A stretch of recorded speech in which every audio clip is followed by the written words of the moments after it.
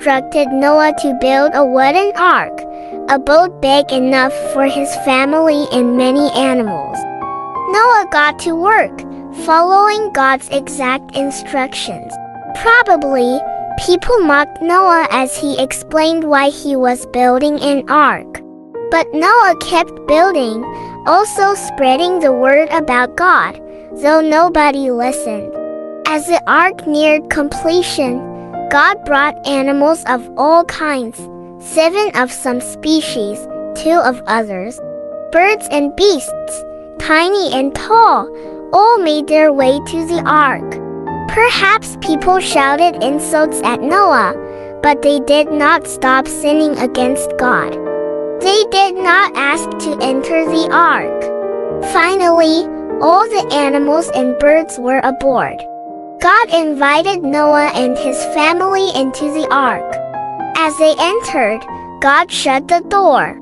Then the rain came, a great downpour soaking the earth for 40 days and nights. Floodwaters covered towns and villages. The ark floated on top of the rising waters, sheltering Noah from the flood.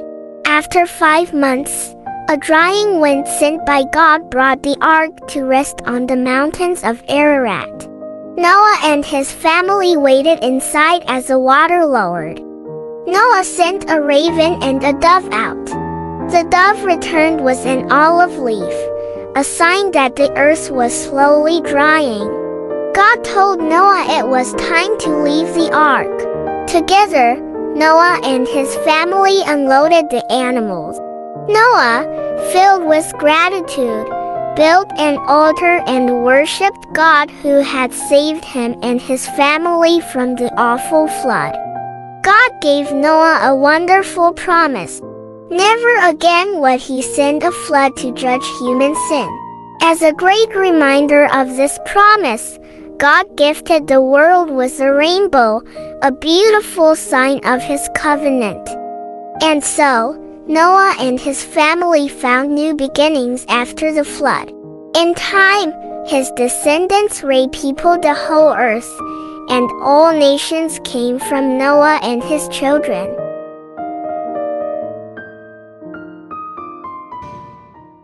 God's promise to Abraham. Long ago, after a big flood washed the earth clean, only Noah and his family were safe on a big boat with lots of animals.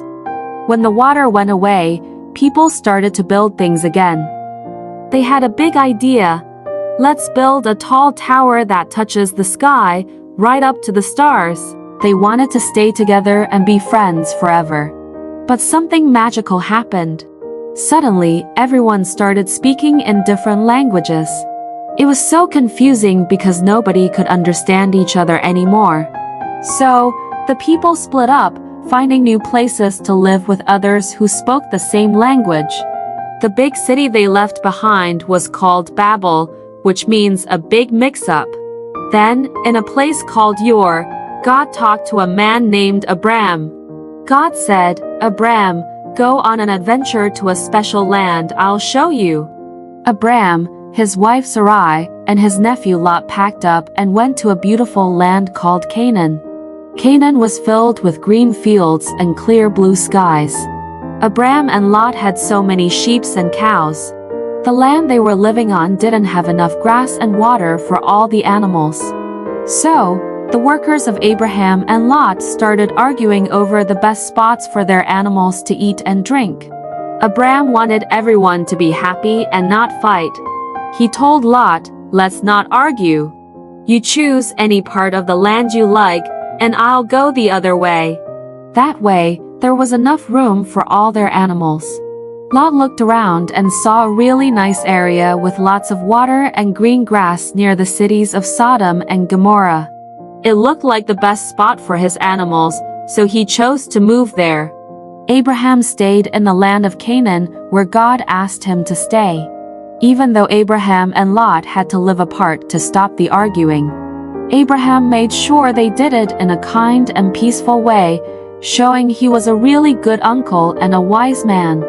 God saw Abram's kind heart and told him, "This whole big, beautiful land will belong." to you and your children and their children after them, forever." But Abram and Sarai were very old and didn't have any children.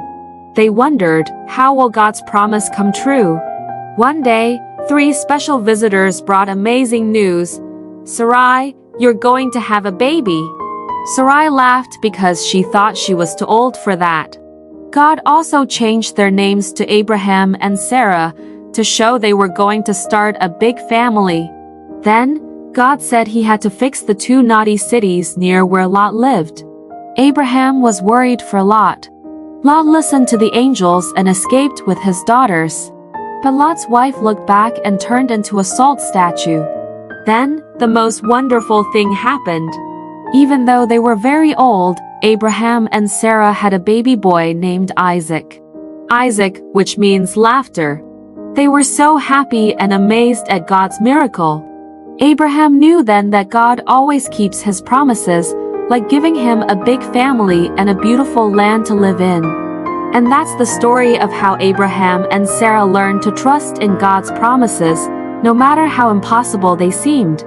The end. Once upon a starry night, in a land filled with whispers of the past and promises for the future, Abraham, a man known for his kindness and faith, received a very tough test from God. God asked him to do something unimaginable, to offer his dearest son Isaac as a special gift back to God. This was to see if Abraham trusted God above all else, even more than he loved his precious son. Abraham's heart felt heavy, like a stone sinking in a deep, deep ocean. But deep inside, he knew he had to trust God, no matter how hard it seemed. So, with a brave yet heavy heart, he prepared for the journey. As the first light of dawn painted the sky in soft hues of pink and orange, Abraham, Isaac, and their 2 faithful servants set off on a journey filled with uncertainty. Abraham carried the fire and a knife, while Isaac, unaware of what was to come, carried the wood for the fire. As they neared the mountain that God had told them about, Abraham asked his servants to wait for them at the foot of the mountain. "Isaac and I will go up to worship, and then we'll come back to you," he said with a gentle smile. Climbing the mountain, Isaac, with a curious twinkle in his eye, asked, "Father, we have the wood and the fire, but where is the lamb for the offering?" Abraham, with a heart full of hope, replied, "My son, God will take care of it. He will provide the lamb for the offering." Reaching the top, Abraham built an altar, the most difficult one he ever had to make. He arranged the wood, and with a heart weighed down by a sea of emotions, he gently placed Isaac on the altar, ready to show God that he trusted him completely. But just as Abraham raised the knife, a voice as powerful as thunder, but as gentle as a whisper, stopped him. "Stop, Abraham." It was an angel sent by God. The angel said, "You've shown that you trust God above all by being willing to give up your only son." Then Abraham saw a ram caught in some nearby bushes. With a heart bursting with relief and gratitude, he untied Isaac, and together they offered the ram to God. It was a moment filled with so much joy and thankfulness. Abraham and Isaac returned home, their bond stronger than ever, their hearts filled with the knowledge that when you trust in God, He always provides, just in the right way and at the right time. And so, under the same stars that had witnessed their journey, Abraham and Isaac found comfort in knowing that no matter what, God's love and care would always guide them, just like it guides us all. The end. The adventure of Abraham and Isaac. A new beginning. Once upon a time, after a big adventure on a mountain, Abraham and his son Isaac were on their way back home. Then, While the stars twinkled like tiny smiles above them, a kind angel came with a message that made their hearts dance. "Abraham," the angel said, "your family will be as numerous as the stars. And guess what? They're going to bring happiness to the whole wide world." It was like a secret promise about a hero who had come from their family tree, someone very special named Jesus. But when they got back home, they found themselves in a very quiet house. Sarah, the laughter and love of their home, had gone on a journey to the stars. Abraham and Isaac felt very sad, missing her warm hugs and bright smile. Abraham had an idea to bring some joy back into their home. He called his most trusted friend, a wise old servant, and gave him a very important mission. "It's time for Isaac to find a companion, someone to share stories and dreams with," Abraham said. "Please find a kind lady from our family for Isaac." The servant set off on his camels, hoping for a little help from the stars. As he reached a faraway land, he made a wish. "Let the right lady be the one who offers water to my thirsty camels." It wasn't just any wish. It was a special kind of hope that only the kindest hearts could fulfill. Like a scene from a beautiful story, along came Rebecca with a smile as bright as the dawn. She saw the camels, tired and thirsty, and offered them cool, refreshing water. The servant's eyes sparkled with joy. "This must be the one," he thought. She was kind, just like the wish. Rebecca, brave and full of adventure, said yes to a new journey. She traveled across the deserts and mountains to meet Isaac.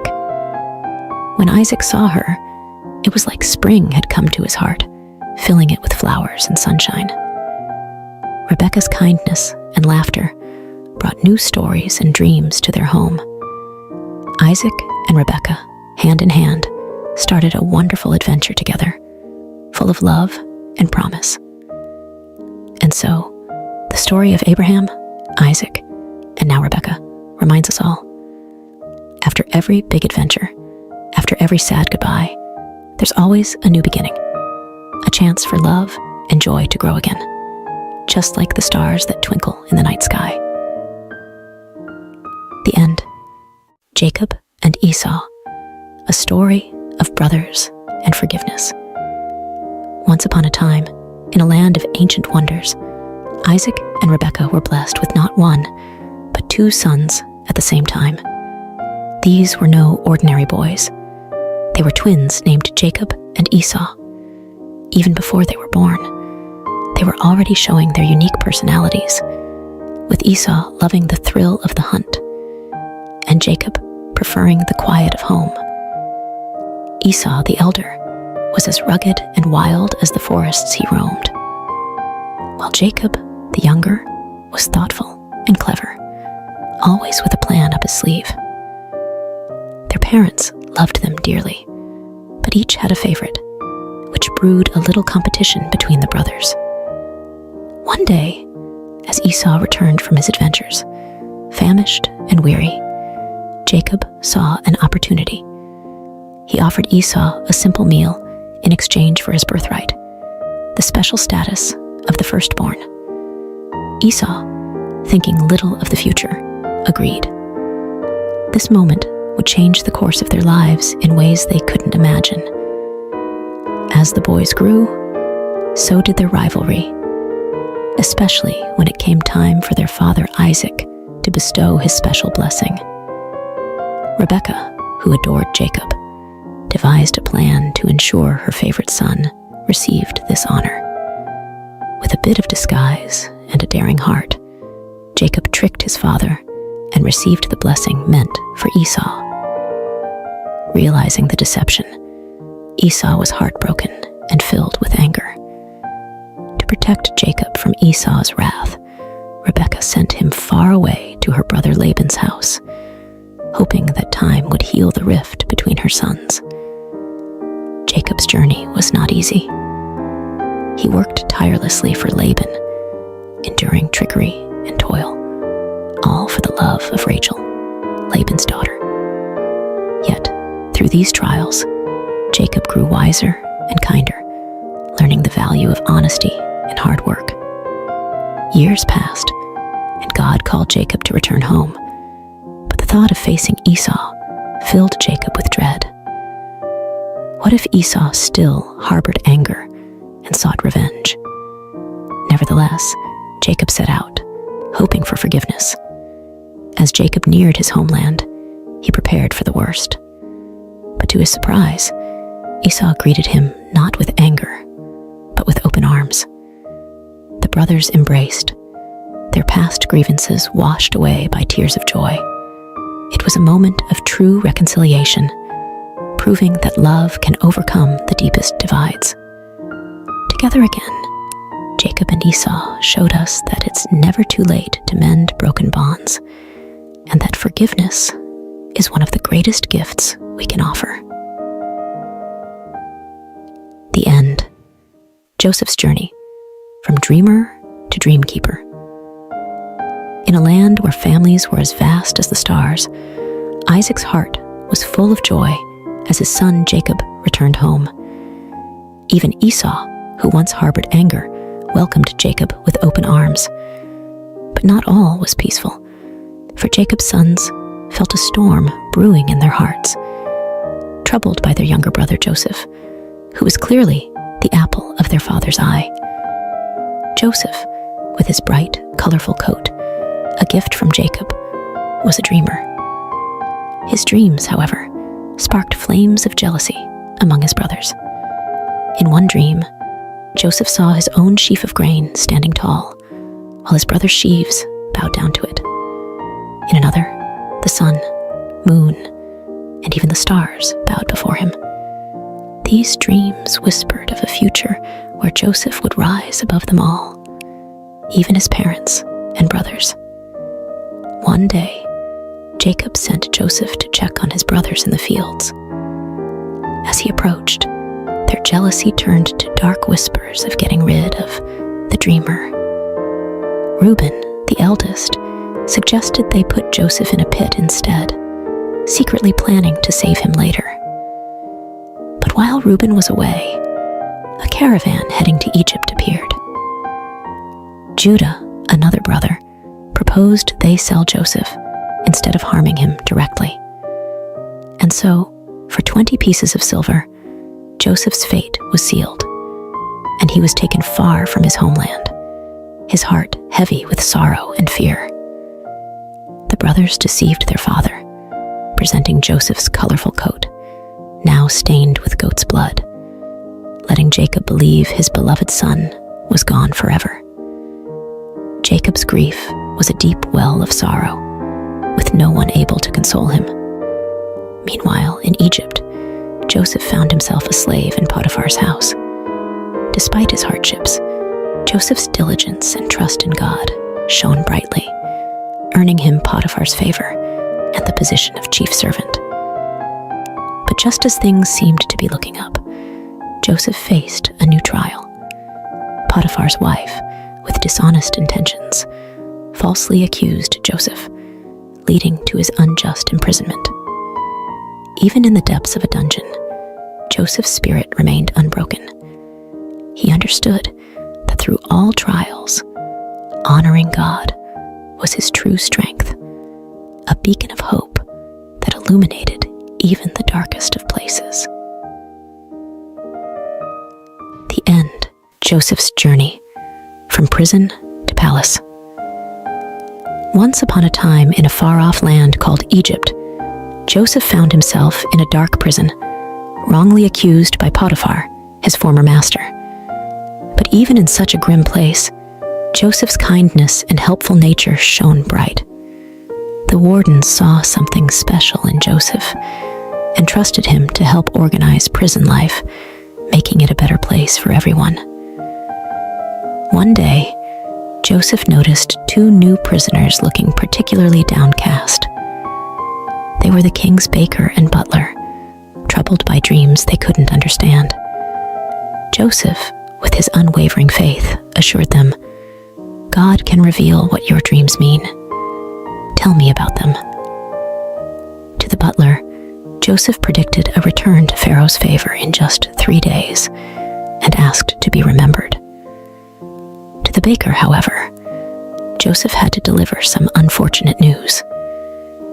Just as Joseph had said, the butler was restored to his position, but he forgot about Joseph, leaving him in prison.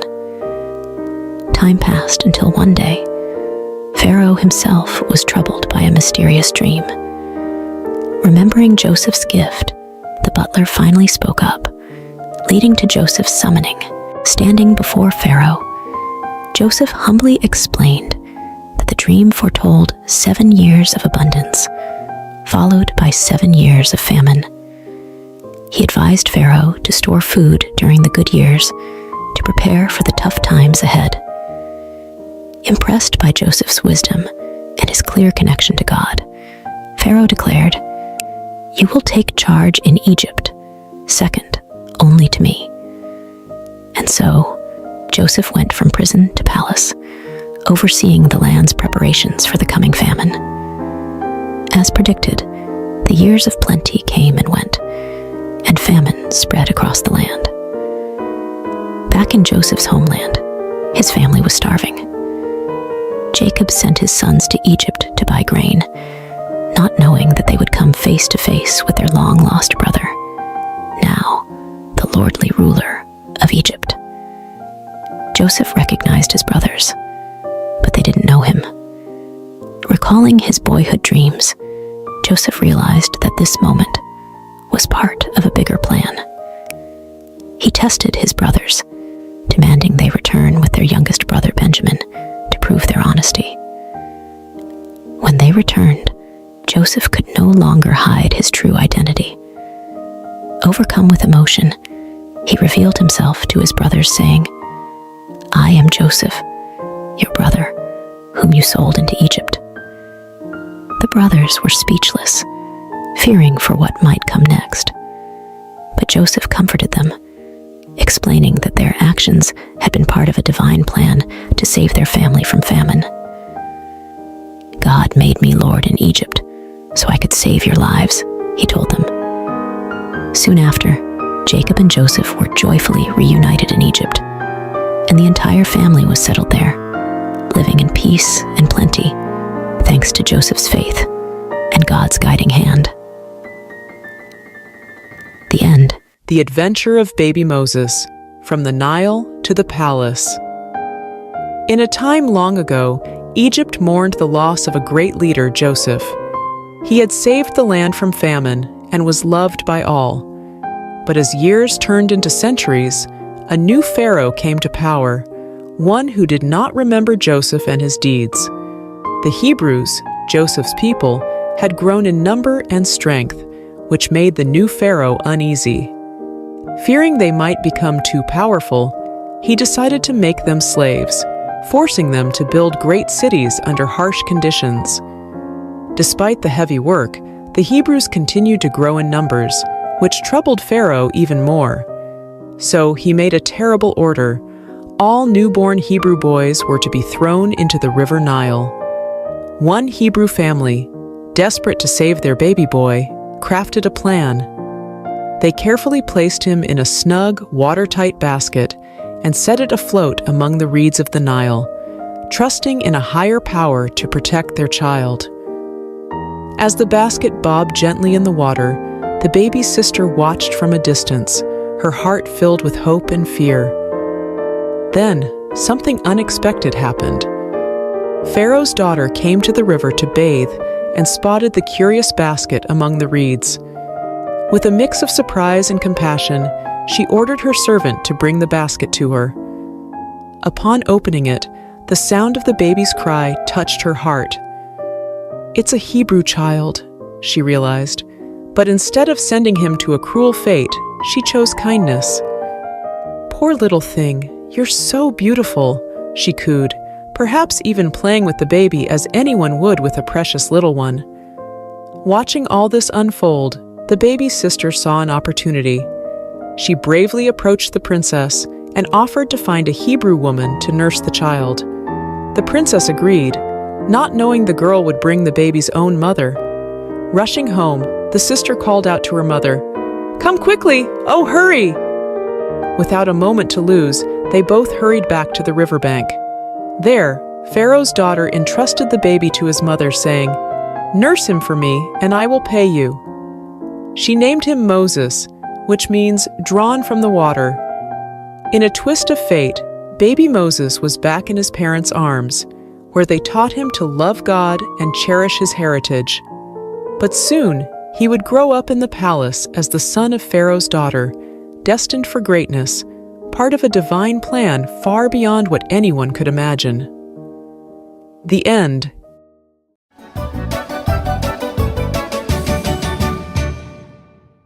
Moses, from prince to leader.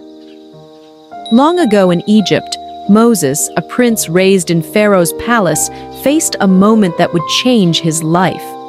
Despite his royal upbringing, Moses never forgot he was a Hebrew at heart. One day, he saw an Egyptian mistreating a Hebrew slave. Feeling a rush of protectiveness, Moses looked around and, seeing no one, stepped in to save the slave but ended up making a grave mistake.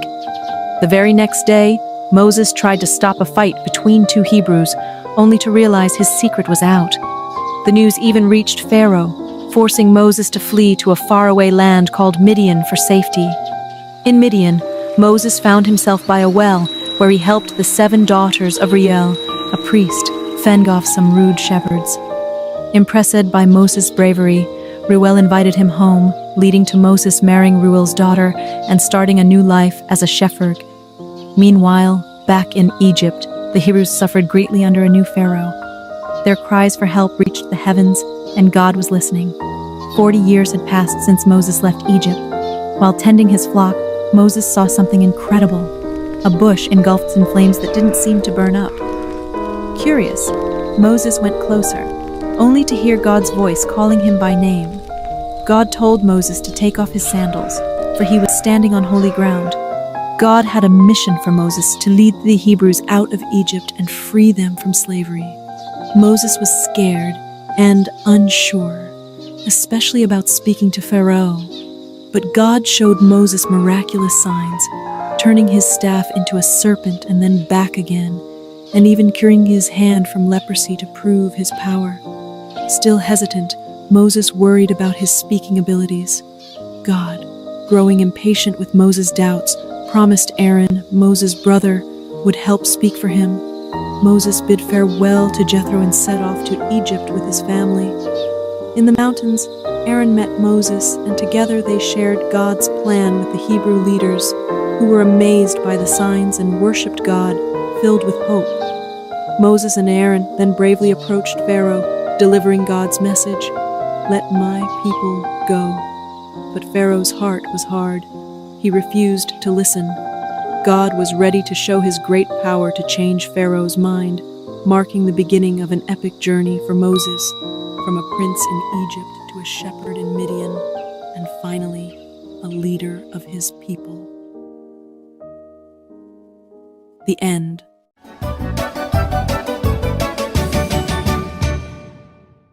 Moses, from prince to leader.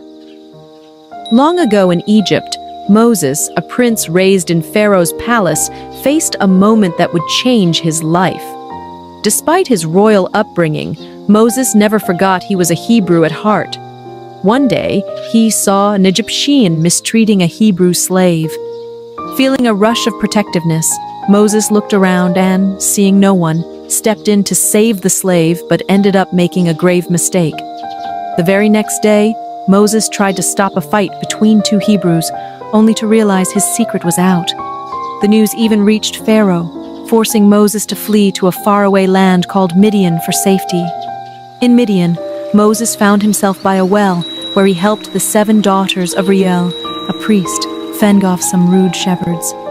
Impressed by Moses' bravery, Reuel invited him home, leading to Moses marrying Reuel's daughter and starting a new life as a shepherd. Meanwhile, back in Egypt, the Hebrews suffered greatly under a new pharaoh. Their cries for help reached the heavens, and God was listening. 40 years had passed since Moses left Egypt. While tending his flock, Moses saw something incredible, a bush engulfed in flames that didn't seem to burn up. Curious, Moses went closer, only to hear God's voice calling him by name. God told Moses to take off his sandals, for he was standing on holy ground. God had a mission for Moses to lead the Hebrews out of Egypt and free them from slavery. Moses was scared and unsure, especially about speaking to Pharaoh. But God showed Moses miraculous signs, turning his staff into a serpent and then back again, and even curing his hand from leprosy to prove his power. Still hesitant, Moses worried about his speaking abilities. God, growing impatient with Moses' doubts, promised Aaron, Moses' brother, would help speak for him. Moses bid farewell to Jethro and set off to Egypt with his family. In the mountains, Aaron met Moses, and together they shared God's plan with the Hebrew leaders, who were amazed by the signs and worshipped God, filled with hope. Moses and Aaron then bravely approached Pharaoh, delivering God's message, "Let my people go." But Pharaoh's heart was hard. He refused to listen. God was ready to show his great power to change Pharaoh's mind, marking the beginning of an epic journey for Moses, from a prince in Egypt to a shepherd in Midian, and finally, a leader of his people. The end.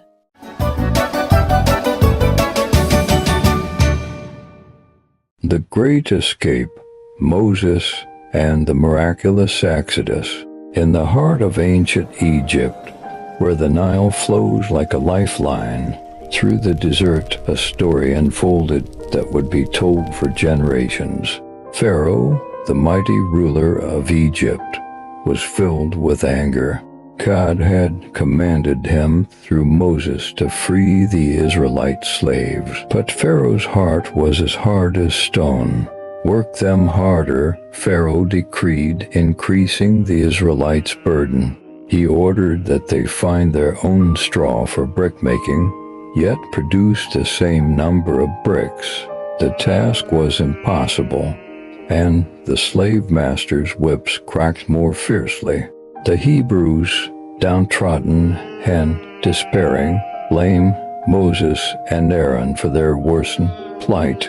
Moses, feeling the weight of their suffering, cried out to the Lord, "You have not rescued your people at all." But God replied with a promise of deliverance, sending Moses and Aaron back to confront Pharaoh. In Pharaoh's court, Aaron's rod transformed into a serpent, a sign from God. Pharaoh's magicians replicated the feat, but Aaron's serpent swallowed theirs. Yet Pharaoh's heart remained unyielding. The following morning, Moses and Aaron waited by the river for Pharaoh. With a divine command, Aaron turned the Nile's waters into blood, but Pharaoh's heart hardened further, refusing the Israelites' release. God then unleashed a series of plagues upon Egypt, each more terrifying than the last. Frogs invaded every crevice of the Egyptians' homes, but Pharaoh's promises to release the slaves were empty. Lice tormented both man and beast, and swarms of flies filled the air. Livestock perished, boils afflicted the Egyptians, and locusts devoured the land's greenery. Darkness enveloped Egypt for 3 days, yet Pharaoh's resolve did not falter. God's final, most grievous plague was to strike at midnight, claiming the firstborn of Egypt. The Israelites were spared, marking their doorposts with lamb's blood as a sign for the angel of death to pass over their homes. That night Egypt wailed as the firstborn were lost. Pharaoh, broken and defeated, urged Moses to take the Israelites and leave. With haste, the Israelites journeyed beyond Egypt's borders, marking the end of their 430 years of bondage. Guided by a pillar of cloud by day and a pillar of fire by night, they embarked on a journey to freedom. But Pharaoh's resolve wavered once more. Gathering his army, he pursued the Israelites, trapping them between the cliffs and the sea. In this moment of despair, Moses assured the people, "The Lord shall fight for you." As Moses stretched out his hand over the waters, a great miracle occurred. God parted the Red Sea, providing a path of salvation for his people. The Israelites crossed safely, but as Pharaoh's army followed, the waters crashed down, swallowing the might of Egypt. On that day, Pharaoh learned the power of Israel's God, the Lord over all. The Israelites' journey from slavery to freedom was a testament to faith, courage, and the unyielding power of God. Goodbye, Pharaoh, for the God of Israel had triumphed, leading his people to a new dawn. And so the story of Moses and the Israelites' exodus remains a beacon of hope and faith, a tale of divine deliverance from the chains of oppression, echoing through the ages as a testament to the enduring spirit of freedom. The end.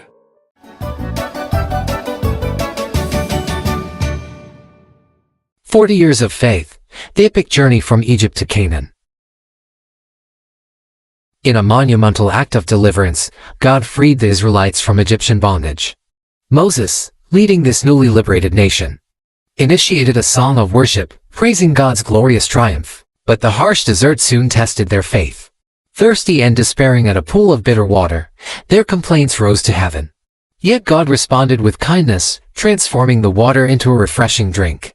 Their complaints didn't cease there. Reminiscing the food in Egypt, they lamented their fate in the desert. But God's providence was unwavering. Quails by evening and heavenly manna each morning became their sustenance. This manna, a sweet reminder of God's care, required trust in daily provision. Yet, some hoarded, only to find their stash spoiled. Except on the Sabbath, teaching a profound lesson in obedience and rest. God's protection extended beyond their basic needs. When the Amalekites attacked, victory was theirs as long as Moses held high the rod of God. This divine partnership was further solidified when God proposed a covenant, making them his special people, an offer they eagerly accepted. At Mount Sinai, Moses received the 10 Commandments, direct instructions on living a life aligned with God's will. But in a grave turn of events, the Israelites fashioned and worshipped a golden calf, inciting divine and mortal wrath. The shattered tablets symbolized broken fidelity. Yet God, in his mercy, renewed the covenant and instructed the construction of the tabernacle, a sacred space signifying his constant presence. As they approached Canaan, the land of promise, spies were sent to survey. Despite the land's bounty, only Joshua and Caleb trusted in God's victory. The majority succumbed to fear, their disbelief poisoning the entire community's faith, leading to a decree from God, a 40-year odyssey in the wilderness. A period of wandering reserved for a generation that witnessed miracles but harbored disbelief. This story, spanning from Exodus 15 to Numbers 14, not only recounts a physical journey but also charts a spiritual expedition of a nation learning to trust and obey their omnipotent, omnibenevolent God. The end.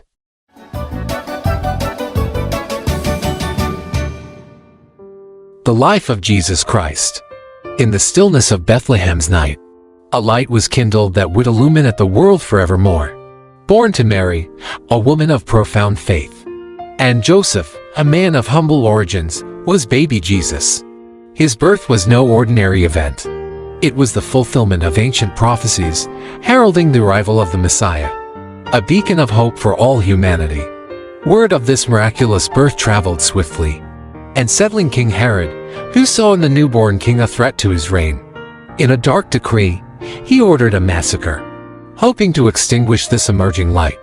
Yet, under divine guidance, Mary and Joseph fled to Egypt, safeguarding the promise of salvation. Even as a child, Jesus' wisdom was unparalleled, captivating the learned men of the temple with insights far beyond his years. But it was not until the age of 30 that he unveiled his public ministry. a mission destined to transform the very fabric of human existence. Choosing disciples from the humblest walks of life, Jesus embarked on a journey of teaching, healing, and miracle working. He healed the afflicted, restored sight to the blind, and even commanded life to return to the lifeless. Through parables, he unraveled the mysteries of the divine, making the kingdom of heaven accessible to all. Yet, his growing influence and radical teachings of love and forgiveness stirred the waters of the established order.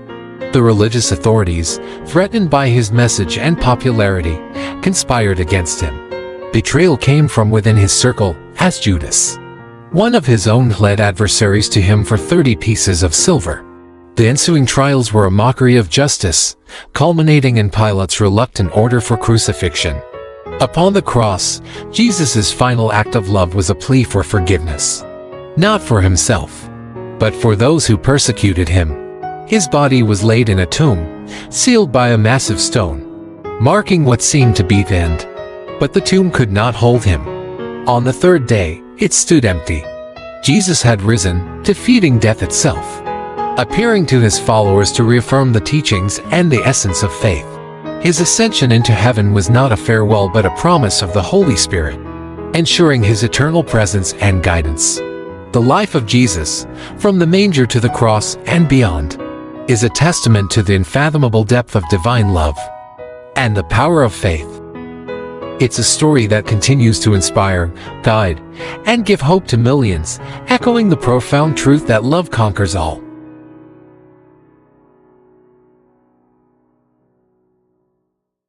Joshua and the walls of Jericho. In the wake of Moses' passing, a new chapter unfolded for the Israelites. Joshua, anointed by divine decree, stood at the threshold of immense responsibility. He understood that before he could marshal his forces for the battles ahead, he needed to fortify his spirit and align his heart with God's will. As Joshua stepped into his role, God's promise was clear: adhere to the divine commandments, and prosperity and victory in the promised land would be theirs. The Israelites, in turn, pledged unwavering loyalty to Joshua, echoing their commitment to follow God's word. With strategic foresight, Joshua dispatched spies to Canaan, eyeing the formidable city of Jericho. It wasn't long before the king of Jericho, tipped off about the covert visitors, ordered a citywide manhunt.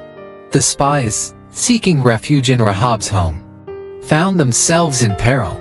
But Rahab, recognizing the hand of God with the Israelites, chose to protect them, securing a promise of safety for herself and her family in return. The path to Jericho presented its own trial. The formidable Jordan River. With no bridge in sight, the challenge seemed insurmountable. Yet, faith paved the way where no path existed. As the priests, bearing the Ark of the Covenant, stepped into the river's edge, the waters parted, mirroring the miracles of old. This miraculous crossing, marked by 12 stones at the riverbed and on Canaan's shore, would stand as eternal testaments to God's power and faithfulness. Jericho loomed ahead, its massive walls a daunting barrier. Yet, the appearance of the captain of God's army served as a divine assurance to Joshua that the battle's outcome was already decreed in the heavens. The instructions given to Joshua were unconventional. A silent march around Jericho for 6 days, followed by a climactic procession on the 7th day, culminating in a triumphant blast of trumpets and a unified shout from the Israelites. The walls of Jericho, so long a symbol of invincibility, crumbled to dust, leaving only Rahab's abode untouched, a sign of the covenant kept by the scarlet cord. Rahab and her family were spared, a token of God's mercy amidst judgment. In the aftermath, Jericho's riches were consecrated to God, and Joshua pronounced a dire curse on any who dared to rebuild the city. The fall of Jericho sent ripples throughout Canaan, a clear message that God's favor rested upon Israel. This narrative, rooted in the ancient text of Joshua 1-6, not only recounts a pivotal moment in Israel's history, but also reflects the enduring truth that faith, obedience, and divine guidance can topple the mightiest of obstacles. The end. The Mighty Samson, a tale of strength and fate. Long ago, in the land of Israel, under the shadow of Philistine rule, a special child named Samson was born. His birth was a miracle to his mother, who had never been able to have a child. An angel visited her, announcing that she would bear a son who would be a Nazarite from birth. A Nazarite meant he was dedicated to God. The secret to Samson's extraordinary strength lay in a single vow. He must never ever cut his hair. As Samson grew, so did tales of his incredible strength. One day, while Samson was hanging out with a girl named Timnah, a scary big lion attacked him. He battled the fearsome lion with nothing but his bare hands, tearing it apart as if it were a mere piece of paper. This feat amazed all who heard it, showcasing the special power Samson had received from God. Samson's life was a roller coaster of thrilling victories and personal challenges. He frequently clashed with the Philistines, who were cruel to the Israelites. In one remarkable battle, fueled by rage, Samson used the jawbone of a donkey to defeat 1,000 Philistine soldiers, displaying his unbelievable strength, a gift from God. However, Samson's greatest challenge was not on the battlefield but in his heart. He fell deeply in love with a woman named Delilah. The Philistines saw their opportunity and coerced Delilah into uncovering the secret of Samson's strength. After many attempts, Samson finally revealed to her that his power would vanish if his hair were cut. His hair was his only weakness. One night when Samson was asleep, Delilah made a Philistine cut his hair. Samson lost all of his mighty strength and could not fight anymore. The Philistines captured him with ease, treating him harshly and imprisoning him after blinding him, marking the lowest point in Samson's life. But with every passing day of being locked up in prison, Samson's hair grew longer again, and with it, a glimmer of his former strength returned. One day, the leaders of the Philistines gathered in a huge temple to celebrate. They were happy because they had captured Samson finally. The temple was packed with people, even on the roof. About 3,000 people came to see Samson, including all the big bosses of the land. Samson, with his hair starting to grow back, was brought in. He was locked up with chains on the two big pillars of the temple for everyone to see him. He was tired, but he still had faith in God. His hair that had been growing back was the secret to his super strength. Samson prayed for one last burst of power and felt his strength return. Then, he pulled the two pillars with all his might. The whole temple came crashing down, destroying everyone, including Samson. After everything settled, Samson's family came and took him to be buried near his dad Manoah. People say Samson's tomb is on a mountain in Tel Tzor located near present-day Jerusalem. Samson's story remains a powerful narrative about the consequences of our actions and unfailing strength of God even in our weakest moments. The end. Gideon's brave heart, the battle against the Midianites. Once upon a time in the land of Israel, after a brave leader named Joshua passed away, the people forgot about God. They stopped praying and didn't follow his ways anymore. This made God very sad, and because of this, he allowed the Midianites, not very nice neighbors, to cause trouble. They burned down houses and farms, making it so hard for the Israelites that they had to live in caves. But there was one man, Gideon, who still tried to do his best. He secretly grew some wheat to make bread for his family. He had to be very sneaky and thresh his wheat in a hidden spot near a wine press to avoid the Midianites. One day, while Gideon was working hard, an angel came with a special message from God. The angel told Gideon that God wanted him to do two big things. First, God wanted Gideon to knock down his father's statue of a false god and build an altar for the true God. Gideon was scared but did it anyway because he knew it was the right thing to do. The second thing was even scarier. God wanted Gideon to lead an army against the Midianites. Gideon couldn't believe it. Me, lead an army, he thought. So, he asked God for a sign to make sure God was really with him. He put a piece of wool on the ground and said, "If the wool is wet with dew in the morning but the ground is dry, I'll know you're with me." And guess what? The next morning, the wool was soaking wet, but the ground was bone dry. But Gideon was still a little unsure, so he asked for another sign. This time, he wanted the ground to be wet and the wool to be dry. And God did it again. Now, Gideon knew for sure that God was with him. Gideon started with a big army, but God had a surprising plan. He told Gideon he only needed 300 men to defeat the Midianites. God wanted to make sure everyone knew it was his power, not theirs, that saved them. Even though Gideon was still a bit scared, God gave him a little sneak peek of the Midianites being afraid of him. Gideon and his tiny army then did something very clever. They took trumpets and jars with torches inside and surprised the Midianites in the middle of the night. They made so much noise and showed so much light that the Midianites got scared, ran away, and even fought each other. After this big win, the people wanted Gideon to be their king, but Gideon knew the truth. "I won't be your king," he said. "God is the only one who should rule over us." And that's the story of how Gideon, with just a little faith and a lot of help from God, saved his people. It teaches us that even when things look really tough, if we trust in God, we can do amazing things, just like Gideon did. The end. The Divine Genesis Adventure, Part 1. In the very, very beginning, there was just darkness and quiet, like a giant, cozy blanket wrapped around the universe. But then, with a twinkle in his eye, God whispered, "Let there be light." And suddenly, the darkness vanished, making room for the most spectacular show on earth. The Divine Genesis Adventure. God smiled and called the bright part day, and the cozy dark part night. And guess what?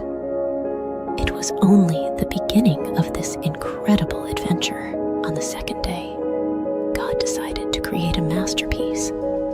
The sky, so big and blue, like a gigantic playground for the clouds. He named it Heaven, and it became the coolest blanket fort ever as the Divine Genesis. Adventure unfolded. God scooped up the waters and gave the land a big, welcoming hug. "Hello, Earth," God cheered. The waters became seas, and the land was named Earth. God giggled and said, "It's fantastic." Now, on the third day, God got artsy.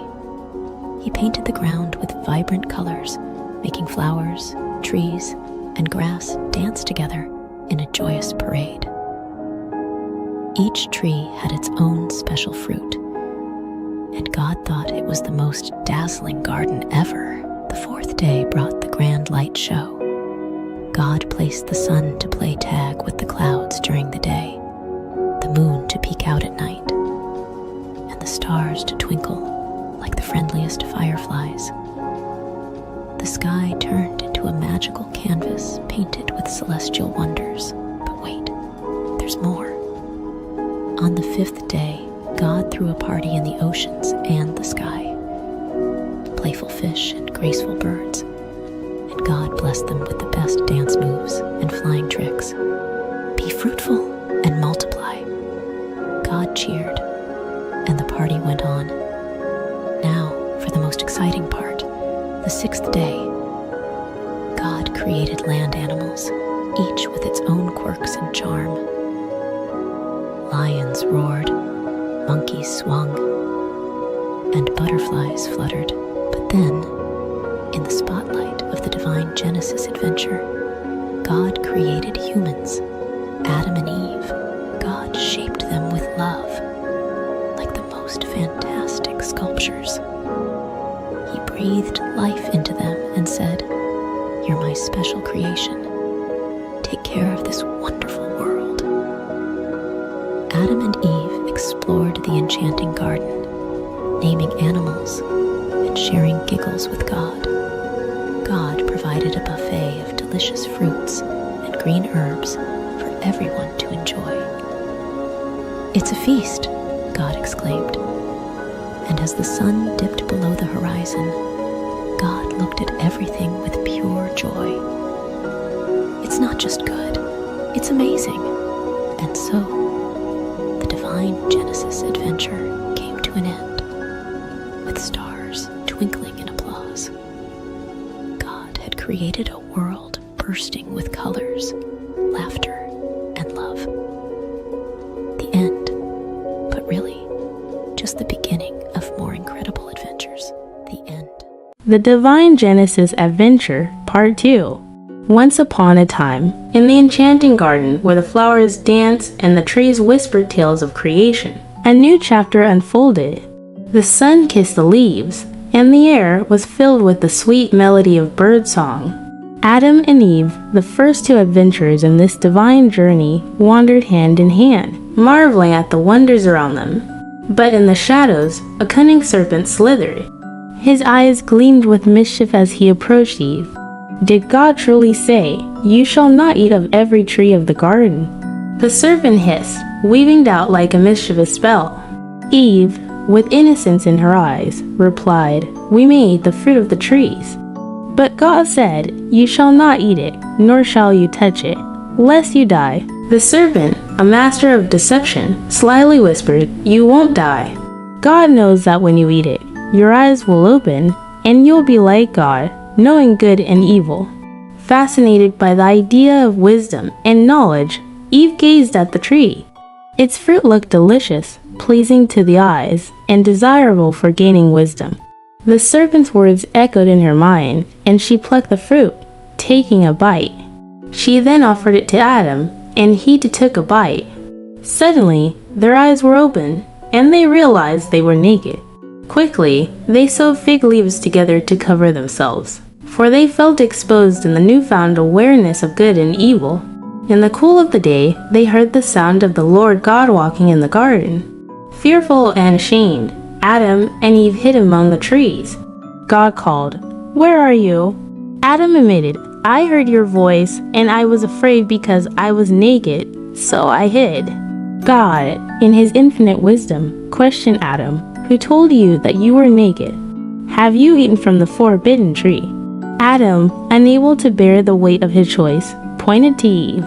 "The woman you gave me, she gave me the fruit, and I ate." God turned to Eve, who explained, "The serpent deceived me, and I ate." The consequences unfolded like pages of a story. God spoke to the serpent, cursing it and foretelling a future conflict. To the woman, God spoke of increased sorrow and pain in childbirth, and the man's dominion over her. To Adam, God spoke of the ground being cursed, bringing forth thorns and thistles, and the toil of labor for sustenance. Yet, even in the face of consequences, God showed mercy. He made tunics of skin for Adam and Eve, clothing them with his grace. As Adam named his wife Eve, the mother of all living, they faced the realities of their choices. The Divine Genesis adventure took an unexpected turn, revealing the delicate balance between free will and the consequences of decisions. In the end, God, in his infinite love, placed cherubim at the gates of the garden, guarding the way to the tree of life. The adventures of Adam and Eve continue beyond the garden, a journey of redemption and grace, reminding all that even in our choices, God's love and mercy prevail. And so, the divine narrative unfolded, teaching the young and old alike the profound lessons of choice, consequence, and the enduring grace of a loving Creator. The end. Once upon a time, in a world where people had forgotten to be kind, there lived a man named Noah who worshipped God. Noah was a man of faith, but everyone else around him disobeyed and hated God. One day, something shocking happened. God spoke to Noah, revealing a plan to destroy the wicked world, sparing only Noah's family. God instructed Noah to build a wooden ark, a boat big enough for his family and many animals. Noah got to work, following God's exact instructions. Probably, people mocked Noah as he explained why he was building an ark. But Noah kept building, also spreading the word about God, though nobody listened. As the ark neared completion, God brought animals of all kinds, 7 of some species, 2 of others.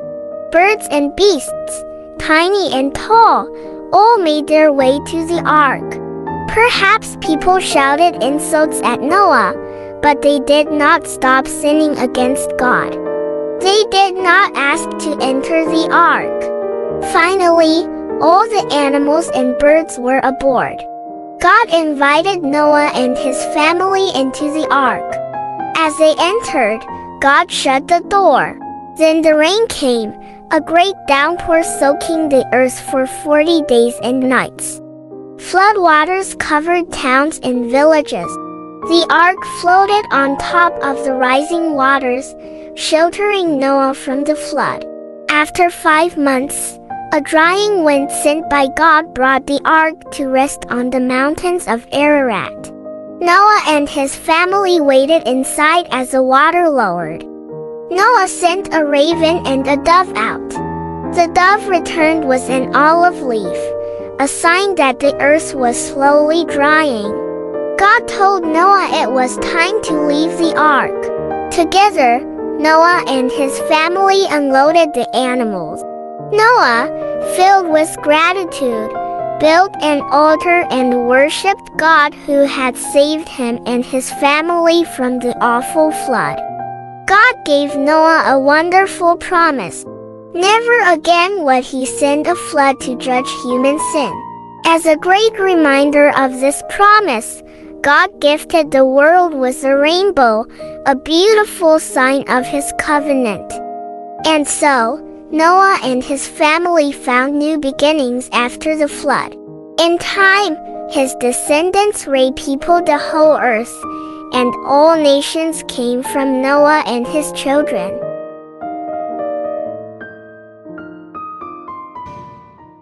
God's promise to Abraham. Long ago, after a big flood washed the earth clean, only Noah and his family were safe on a big boat with lots of animals. When the water went away, people started to build things again. They had a big idea. Let's build a tall tower that touches the sky, right up to the stars. They wanted to stay together and be friends forever. But something magical happened. Suddenly, everyone started speaking in different languages. It was so confusing because nobody could understand each other anymore. So, the people split up, finding new places to live with others who spoke the same language. The big city they left behind was called Babel, which means a big mix-up. Then, in a place called Ur, God talked to a man named Abram. God said, "Abram, go on an adventure to a special land I'll show you." Abram, his wife Sarai, and his nephew Lot packed up and went to a beautiful land called Canaan. Canaan was filled with green fields and clear blue skies. Abram and Lot had so many sheep and cows. The land they were living on didn't have enough grass and water for all the animals. So, the workers of Abraham and Lot started arguing over the best spots for their animals to eat and drink. Abram wanted everyone to be happy and not fight. He told Lot, "Let's not argue. You choose any part of the land you like, and I'll go the other way." That way, there was enough room for all their animals. Lot looked around and saw a really nice area with lots of water and green grass near the cities of Sodom and